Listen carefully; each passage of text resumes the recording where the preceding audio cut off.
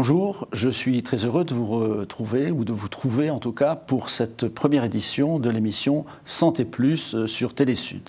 Alors cette émission est co-dirigée et co-présentée par votre serviteur et par Agnès Renard. Bonjour, Agnès Renard, les médecins la connaissent et bientôt les téléspectateurs de Télésud, à partir d'aujourd'hui, vont la connaître également, puisque cette émission sera diffusée régulièrement. Agnès, vous êtes pharmacienne et vous êtes aussi présidente de l'association S3 Odéon. Alors pour commencer, dites-nous brièvement ce que c'est que S3 Odéon. Alors S3 Odéon, c'est une nouvelle forme de communication destinée au grand public pour expliquer les enjeux de la médecine, de la recherche pour demain, avec deux angles. Qu'est-ce que ça change pour ma santé et qu'est-ce que ça change pour notre santé à titre plus collectif ? Et c'est sous la forme d'une série de conférences. C'est sous la forme de coups de théâtre de la santé. Le temps d'une après-midi, une vingtaine de personnalités viennent bénévolement offrir leurs témoignages sur des sujets qui sont liés à la médecine du futur, à l'immunologie, à la cancérologie. On traite de tous les sujets. Il y a des économistes, des sociologues, et ça fait des années. Et ça fait 5 ans. Et c'est un véritable succès, puisqu'en fait, on voit bien que chacun et chacune est très intéressé par tous les enjeux qui tournent autour du futur de la santé. Ouais, j'en suis témoin puisque j'y vais régulièrement, j'y assiste régulièrement et c'est plein, archi plein, enfin c'est au théâtre d'Odéon. Et donc aujourd'hui, nous avons décidé de parler de la dépression, des liens entre le Covid et la dépression, et vous avez un invité qui est un grand spécialiste que vous allez nous présenter. Alors j'ai le plaisir aujourd'hui de vous présenter Stéphane Mouchapac, qui travaille en tant que psychiatre à l'hôpital Saint-Antoine à Paris. Bonjour Stéphane. Bonjour. Donc Stéphane est médecin aussi spécialisé dans les troubles de l'humeur et il a mené à bien beaucoup d'initiatives dans le cadre du Covid. Donc on a trouvé intéressant aujourd'hui de pouvoir vous offrir un échange avec les téléspectateurs sur, bien sûr, les leçons du Covid et cette maladie qu'on appelle la dépression, qui est une maladie, je crois, j'aimerais rappeler quand même quelques chiffres très répandus. On dit que 20% de la population sera touchée au cours de sa vie par un épisode dépressif. Mais finalement, qu'est-ce que c'est d'être dépressif ? Et quelle est la différence avec les petits coups de blues qu'on a pu avoir dans le cadre du Covid-19 ? Parce que, sans doute, qui a échappé à un petit moment de coup de blues ou de burn-out ? Voilà, c'est ce qu'on voudrait évoquer avec vous aujourd'hui. Donc, dites-nous peut-être ce qu'est la dépression déjà. Alors c'est un vaste débat, la dépression, déjà ça existe. Parce que dans l'inconscient collectif, pour beaucoup, c'est une maladie un peu imaginaire, il suffit de taper sur l'épaule des gens pour que tout se remette en marche, que c'est une maladie que l'on ne voit pas, donc qui presque n'existe pas. Or on sait aujourd'hui, grâce aux neurosciences, grâce aux nouvelles méthodes un petit peu d'évaluation, qu'il y a un substrat, c'est-à-dire qu'il existe dans le cerveau des modifications biologiques, des modifications architecturales, c'est-à-dire que le cerveau est remanié un petit peu dans son organisation, qui a pour conséquence d'avoir des modifications du comportement en général et qui, jusqu'à un certain niveau, va générer des difficultés dans le quotidien, une souffrance morale certes, mais aussi une incapacité à faire certaines choses qu'on faisait bien avant. Ce qu'il faut comprendre, c'est que la dépression, ce n'est pas juste la tristesse. C'est un peu ça qu'on a l'habitude d'imaginer, mais que c'est bien plus complexe. Ça touche les émotions, certes, mais aussi la motivation, la cognition, c'est-à-dire la capacité qu'on a à manipuler dans le monde des données pour se faire une représentation des choses, calculer, retenir, enregistrer, faire, planifier. Ça touche aussi des fonctions biologiques, le sommeil, l'appétit, l'énergie. Bref, tout ceci définit la dépression. Mais on peut tous passer par des moments un petit peu compliqués. D'ailleurs, si on n'avait pas d'émotions, on serait bien embêté. Sans émotions, on n'aurait pas survécu. Les émotions sont un formidable outil adaptatif qui est issu de l'évolution. On a acquis cette capacité à ressentir des choses qui nous permettent de distinguer dans l'environnement des situations spécifiques. Et sans émotions, on serait embêté. Et il n'y a pas des bonnes émotions positives et des mauvaises émotions négatives. Toutes ont une fonction. Sauf que dans le cadre de la dépression, ces émotions qui ont une utilité lorsqu'elles sont adaptées, avec une intensité qui correspond à la nature de l'événement, ça se dérègle et ça se manifeste de manière disproportionnée. Donc avoir un petit coup de blues parfois, c'est quelque chose de courant. Avoir parfois une humeur triste, c'est utile On pense à des situations pour lesquelles c'est une étape indispensable, un deuil, une perte. Par contre, quand c'est tout le temps et que ça ne marche pas, là, on est dans de la problématique. Et la dépression, bien sûr aussi, correspond parfois à une forme de vulnérabilité. La génétique n'explique pas tout, mais il existe une vulnérabilité, une plus grande sensibilité qui est issue d'un patrimoine génétique. Probablement qu'il y a très longtemps, ça avait une fonction, ceci, hein, dans la tribu, celui qui était un petit peu plus méfiant, qui avait un petit peu moins d'entrain pour certaines choses et qui s'angoissait vite, c'était une forme d'alarme pour le groupe. Et aussi, le fait de pouvoir exprimer ceci était utile. Aujourd'hui, dans notre monde moderne, ultra sollicité, ces fragilités sont plus mises à l'épreuve et ça expliquerait peut-être qu'on observe plus ces tableaux-là. Il y a une part d'inné et d'acquis. Et si on parle de cette part de l'environnement, est-ce que, en allant plus précisément sur la situation que nous vivons tous, qui est confinement ou déconfinement, est-ce que ça permet de révéler cette maladie? Est-ce que vous avez observé ça dans les malades que vous avez pu suivre ou dans les analyses que vous avez pu réaliser ces dernières semaines? Alors, c'est une bonne question, mais pour bien comprendre, il y a plusieurs cas de figure. Il y a les gens qui étaient déjà déprimés, par exemple qu'on suivait, pour qui l'événement soit n'a rien changé finalement, c'était une continuité, et d'autres, ça a pu péjorer un petit peu le tableau clinique. Pour d'autres, on va passer par des étapes. Ce qu'on observe surtout au début, ce sont ce qu'on appelle des troubles de l'adaptation. Il faut s'ajuster à un événement. Pour s'ajuster à cet événement, il faut une sorte d'énergie cognitive, il faut faire une démarche, il faut traiter les informations, réguler ses émotions. Et là, on sent déjà que dans la durée, ce n'est pas facile pour tout le monde. Et en plus, la nature de l'événement, son ampleur, le stress qui a été associé, puisque dans un premier temps, nous sommes face à de l'incertitude, on ne sait pas. Nous sommes face à de la pensée ultra rapide, on est submergé d'informations qu'il faut trier, avec au bout le risque de mourir, puisque c'est à peu près ce qu'on avait. Et ça, c'est un événement qui est assez traumatisant et qui peut dérégler un système un petit peu fragile. Donc je pense qu'on a observé au début, de toute façon la dépression met un certain temps à s'installer, elle ne vient pas comme ça, d'abord des modifications un peu de l'humeur, de l'adaptation avec humeur un peu triste, on s'ennuie, et puis les modifications aussi sociales, perdre les contacts, perdre les rythmes biologiques, tous ces événements vont dérégler notre système et créer probablement chez certains, pas chez tout le monde, une humeur d'abord triste, un petit peu morose, et qui peut, dans la durée, et si d'autres événements viennent se rajouter, générer de la dépression. Je dirais qu'aujourd'hui, on n'a pas encore le recul pour connaître les chiffres, on va le savoir dans les mois qui vont venir, mais on s'attend à des modifications et puis il y a importantes. aussi peut-être le rôle des médias, parce que une atmosphère mortifère extraordinaire. Tous les médias n'ont parlé que de ça, tous les jours le décompte des morts, des personnes infectées. Donc ça a aussi, j'imagine, un retentissement sur le ressenti des personnes, qu'elles soient déprimées ou non. Déjà, naturellement, là, vous soulevez un point qui est important. Chacun fait son métier, et c'est logique d'informer. Et ça répond à un besoin. On a besoin de savoir. Sauf qu'à un moment donné, qu'est-ce que retient notre cerveau? Il retient ce qui est le plus menaçant pour sa survie.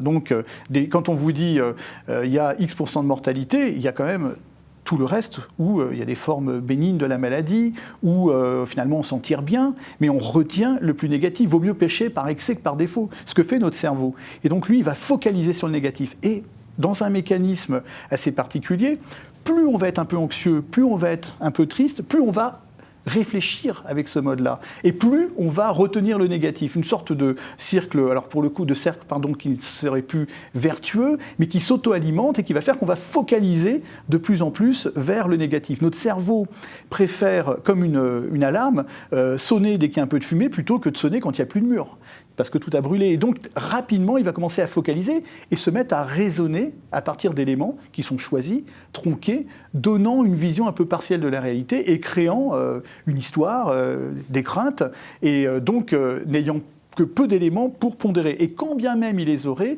le poids du négatif versus le positif n'est pas du tout le même, à valeur égale. À peu près un événement négatif, il en faut 3-4 en situation déjà classique pour compenser, voire 5, 6, 7.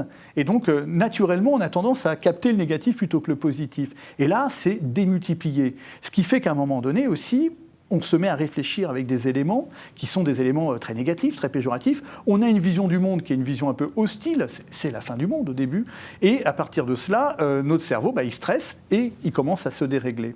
Et ça, c'est aussi quelque chose qu'il faut un petit peu prévoir à l'avance. Moi, je disais, on avait créé une chaîne YouTube pour aider les patients à avoir quelques conseils, et je disais, regardez les actualités, c'est important, mais pas toute la journée. Sinon, la mémoire émotionnelle est collée aux amygdales, qui sont des structures qui réagissent émotionnellement, et poup, ça n'arrête pas de flasher, et à la fin, on retient très fortement ça, et on est imprégné de ce discours négatif. Et est-ce que ce processus de rumination, finalement, si je le dis de manière plus accessible, il est indispensable et il permet à chacun de faire un chemin qui va lui permettre de se réajuster, comme vous l'avez dit, dans un premier temps, et de voir les choses peut-être plus positivement. Quelle est la différence entre ce processus de rumination qui peut être normal et un processus qui devient pathologique ? Alors, c'est une excellente question. Le curseur, il est difficile à déterminer avec précision. Notre cerveau, encore une fois, dans son évolution, depuis les premiers hominidés, a probablement, quand il a acquis une conscience des choses, eu des pensées qui sont venues émerger dans sa conscience. Il a commencé à entendre son discours intérieur. Il a commencé à entendre, à se représenter des éventualités, des projections, etc. Il le paye un peu cher parfois. Et ce qu'on appelle les pensées répétitives intrusives, les ruminations, il y en a plusieurs ordres. Anxieuses, vous avez peur un petit peu, c'est vous plutôt le monde qui vous fait peur. Dépressive, en fonction de mon état, qu'est-ce que je vais pouvoir faire ? Obsessionnelle, je suis assiégé par des pensées, etc. Mais on peut en avoir à un moment de manière utile. Ruminer sur un problème, c'est chercher des éventualités, anticiper, c'est prévoir, c'est imaginer des solutions. Mais si ça tourne en boucle, ça ne va plus. Pour vous donner une analogie, un placard mal rangé, on perd du temps. Un placard bien rangé, c'est un gain de temps. Si je passe mon temps à ranger un placard, je perds du temps. Les ruminations, ça serait pareil. Je peux réfléchir de manière un peu circulaire et c'est utile. Si je réfléchis trop, c'est plus utile et je suis même gêné parce qu'il n'y a aucune solution. Je vais vous faire écouter un exemple d'une personne qui est un cas que je trouve un peu particulier et vous allez comprendre pourquoi. Madame Yamashita est âgée de 57 ans. Sa dépression revient régulièrement. Elle a tenté plusieurs traitements. Actuellement, elle prend les médicaments prescrits par son psychiatre. Mais les crises de dépression se succèdent en dépit des modifications apportées au traitement depuis plus d'1 an. Ma vie sentimentale était très douloureuse. Et je n'ai jamais montré à mes amis ni mes parents. Et un jour, une personne m'a dit quelque chose de très méchant. Et depuis ce jour-là, je suis déprimée. Vous avez fait une tentative de suicide ? Oui. Avant ça, vous n'aviez jamais été déprimée ? Jamais. Et maintenant, la dépression continue ? Oui, ça continue très régulièrement. C'est-à-dire, 3 mois, je suis normale. Et après, je suis tombée déprimée pendant 1 mois et demi. Et après, je deviens normale, mais pendant 3 mois. Et puis, je tombe déprimée 1 mois et demi. C'est régulièrement comme ça. Que pensez-vous de ce cas ? Déprimé 3 mois, déprimé en bonne santé 3 mois, puis déprimé 1 mois et demi, non. Alors ce sont des formes qui ne sont pas ultra classiques, mais qui, là pour le coup, sont souvent le témoin d'une forme de vulnérabilité. Ça s'apparenterait un petit peu à ce qu'on appelle les troubles dépressifs récurrents, le fait que vous fassiez de manière répétitive des dépressions, parfois sans raison. Au début, elle décrit très bien, il y a un événement, il y a probablement une hyper-réactivité de ces émotions, dans un contexte, on ne connaît pas, mais probablement plus d'interaction de ça, et qui déclenche un premier épisode. Et finalement, après, les épisodes s'autonomisent, et bien souvent, il n'y a même plus de facteur évident pour le déclenchement. Alors, Sur ces tableaux-là, on va quand même rechercher nécessairement d'autres causes. Il y a des causes organiques, on va aller chercher s'il n'y a pas des anomalies hormonales, immunologiques. On est aujourd'hui aussi sur des nouvelles pistes de compréhension de ces tableaux un petit peu atypiques. Mais la plupart du temps, si on ne trouve rien, on part sur des traitements un petit peu préventifs au long cours, que l'on va garder, tout en sachant que, certes, le traitement pharmacologique est une sorte de pivot, mais il y a énormément de mesures qui peuvent aider les gens à maintenir leur humeur plutôt positive, avec des règles de vie, l'exercice physique, de la méditation de pleine conscience, des formes de thérapie qui sont adaptées à ce type de situation. On en voit quand même beaucoup, et on est déjà dans des formes un petit peu complexes de prise en charge. Moi, j'ai envie de vous poser une question sur comment aider lorsque on est face à une personne de son entourage, qu'on sait être déprimée, comme vous l'avez décrit. Comment peut-on aider cette patiente? Comment on peut aider un enfant, un conjoint, un ami à être accompagné et à peut-être à prendre conscience qu'il a besoin d'un traitement? Quelle solution existe-t-il? Alors, dans le confinement, c'est un peu plus compliqué, mais dans le confinement et dans le déconfinement, les deux sont intéressantes, puisque un bon nombre de familles sont restées confinées les uns sur les autres, et pour autant, il fallait pouvoir converser, échanger. Donc, qu'est-ce que vous pouvez nous dire sur les solutions pour les proches et les aidants? Alors déjà, je vais commencer par une phrase qui n'est pas de moi, c'est un de mes connaissances qui était négociateur au RAID et qui m'a dit « ne jamais commencer par la fin ». Si on dit « va voir un psychiatre », on a tout raté. Pourquoi? Parce que je ne suis pas fou, les psychiatres c'est pour les fous, etc. Ce qui est totalement... peut-être dans l'inconscient, il y a un petit peu de ça, mais on voit des tas de situations. Et si on commence par la fin, à dire « faut que tu ailles consulter », on a oublié qu'il fallait passer par des étapes. Faire émerger chez des gens qui ne s'en rendent pas compte. Il y a des personnes qui vont voir qui ne vont pas bien. D'autres qui vont dire « je vais m'en sortir tout seul ». Déjà, un petit peu dans la culture, on ne pleure pas, on ne montre pas ses émotions. Pour certains, il y a des stéréotypes. Donc il va falloir s'affranchir de tout ça. Je dirais qu'une des premières étapes, ça va être de faire dire aux autres comment ils se sentent en donnant son point de vue.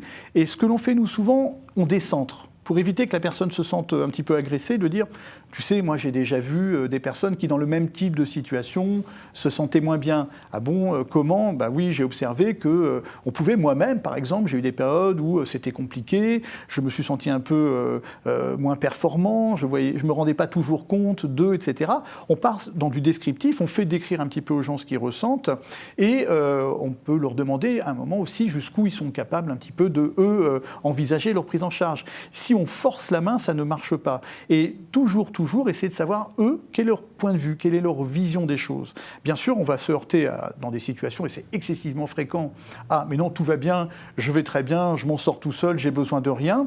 Difficile de forcer les gens. Alors il existe des situations un peu extrêmes, quand les gens par exemple ont une intentionnalité suicidaire, quand ils ont des formes très sévères de dépression avec parfois des symptômes délirants qui font qu'ils ne mangent plus, etc. Là, il y a des mesures administratives et médico-administratives qui permettent de faire des soins d'une manière non consentie. Mais moi je dis que quand on est dans des situations comme ça, ne pas commencer par la fin, essayer de faire verbaliser, décentrer si possible, éviter de se prendre pour un psy quand on ne l'est pas, parce que d'abord c'est pas évident, même pour les psychiatres parfois, de dire les choses juste aux gens, et d'accepter que parfois il faudra un petit peu de temps, tout en étant vigilant, pointer sans critiquer les changements. On voit bien que par rapport à avant, tu faisais ceci, là tu n'y arrives plus, je vois bien que ce n'est pas comme d'habitude, sans forcer la main, parce que sinon ça ne fonctionne pas. Mes collègues disent syndrome orangina, secouez-moi, ça n'a jamais guéri les gens, si ce n'est de faire leur geste. Justement, à propos de guérison, il y a un centre de la dépression à Paris, j'y suis allé, et j'ai demandé ce qu'il y avait comme traitement, alors j'ai rencontré une neuropraticienne qui s'appelle Sylvie Bourron.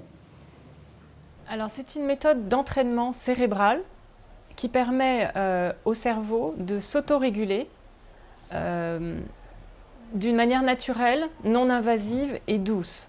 Alors ce n'est pas une méthode médicalisée, c'est une méthode qui apporte un bien-être général et notamment qui aide à gérer le stress, l'anxiété, les peurs, les ruminations, tout ce qui est trouble de l'humeur, troubles cognitifs, l'attention, la concentration, tout un tas de symptômes que l'on retrouve dans la dépression, mais qui sont aussi dans d'autres états qui ne soient pas à proprement parler la dépression. Donc on ne s'adresse pas simplement à une pathologie, on s'adresse aux troubles. Alors on a des capteurs qui sont posés sur l'hémisphère droit et gauche du cerveau, et l'algorithme va traiter cette information en analysant les variations de l'activité cérébrale, de sorte que quand il détectera une variable irrégulière, il enverra une information par le biais de la musique,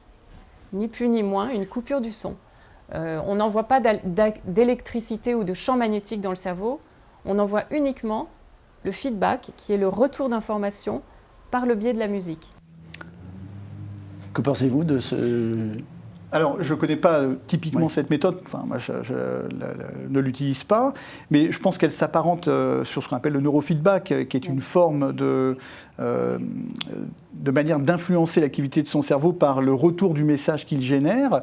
On peut le faire avec de l'image. On voit, par exemple, en imagerie cérébrale, l'activité de votre cerveau, et vous voyez que certaines de vos pensées, de vos actions modifient l'activité, et c'est un phénomène un petit peu de boucle et qui permet d'augmenter l'impact qu'on a sur sa propre activité cérébrale.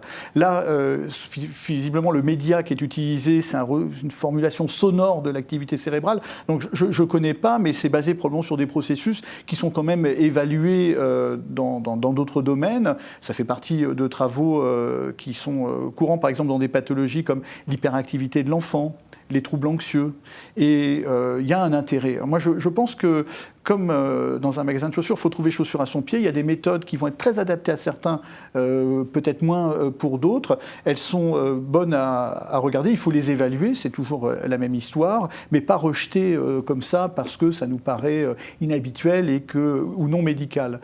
Encore une fois, il y a vraiment plein de manières de s'adresser au cerveau. Elles ne sont pas exclusives, elles sont complémentaires quand elles sont bien choisies. Voilà.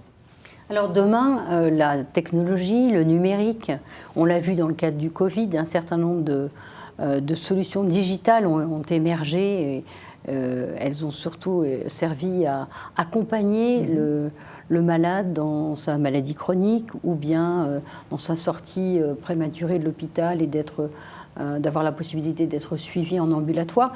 Je sais que vous développez des nouvelles technologies et des nouvelles approches très innovantes. Est-ce que vous pouvez nous en dire un mot ? Alors, c'est vrai que là, l'histoire du confinement, du Covid, c'est un laboratoire d'idées un petit peu compressé. Il nous a obligés à être innovants très rapidement. On a eu des moyens, c'est clair que tout à coup, beaucoup de moyens se sont débloqués, ce qui n'est pas habituel. Des projets de recherche qui, normalement, mettent 6 mois, 1 an à être validés, obtenus, vous les obteniez beaucoup plus rapidement. On a essayé d'utiliser des outils qui sont simples, un téléphone, qui peut être consulté facilement, qui est un outil numérique, donc en lien avec des plateaux techniques assez facilement. Je pense qu'on aura quand même le résultat de tout ceci dans les mois à venir. Nous-mêmes, là, on a 2 projets de recherche en cours auprès de cette base de données là, qui a été faite sur Paris, et maintenant dans la France entière. La première question, c'est déjà d'évaluer l'acceptabilité de ces outils. Est-on prêt à ce qu'un outil ait nos données ? Parce qu'on le voit bien, il y a des données qui sont privées, puis il y en a d'autres qui vont être publiques, la géolocalisation et autres. Et probablement aussi, dans cette situation un peu extrême, les gens plus facilement vont donner leur accord parce qu'ils ont le sentiment de participer un peu à une mission. On a peur, donc on réfléchit un petit peu moins aux enjeux éthiques, aux enjeux de la vie privée.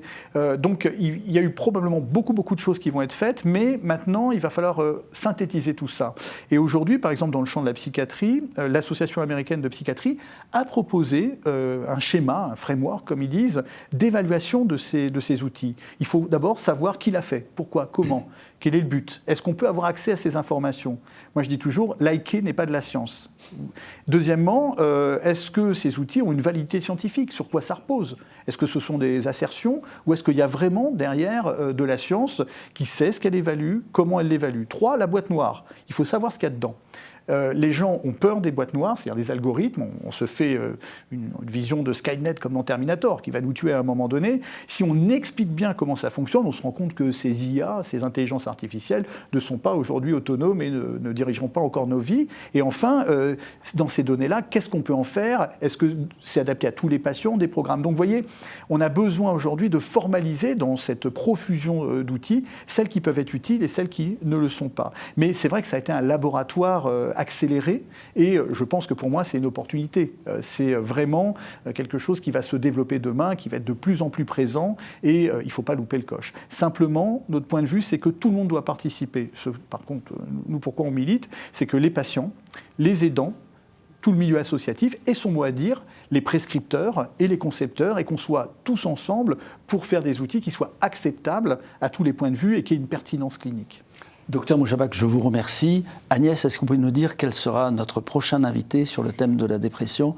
C'est également un médecin, évidemment. C'est le docteur Jean-Pierre Thierry. Nous allons continuer cette émission en recevant un deuxième médecin spécialisé dans la santé publique et conseiller médical auprès de France Asso Santé. Il va nous parler plus particulièrement des enjeux de la pandémie du Covid.